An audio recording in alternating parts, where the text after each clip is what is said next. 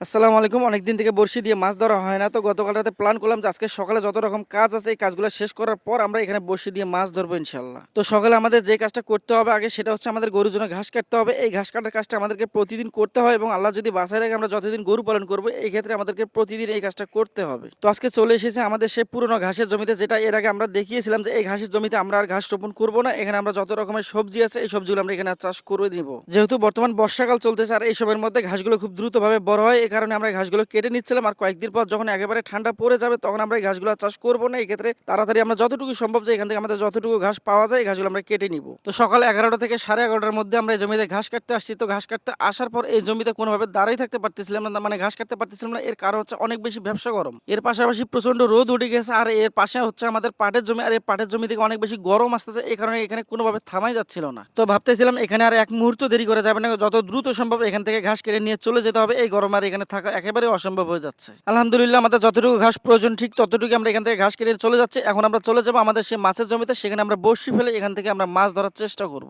এই মাছের জমি সম্পর্কে একটু ক্লিয়ার করি। এই জমিতে আমরা কোনো রকম মাছ ছাড়িনি। আমরা মাছগুলো তোলার পর এই জমিটা একেবারে শুকনো অবস্থায় রেখে দিয়েছি। এর পরবর্তীতে আমরা এখানে তেমন কোনো মাছ ছাড়িনি, মানে একেবারে মাছ ছাড়িনি। গত কিছুদিন আগে টানা বৃষ্টির কারণে সব জায়গায় উছলে যায়, মানে পানি একেবারে পরিপূর্ণ হয়ে যায়। এই কারণে আমাদের যে আশেপাশে যে জমিগুলো রয়েছে এই জমিগুলোর মাছ এবং পুকুরের মাছগুলো এখানে ভেসে আসে।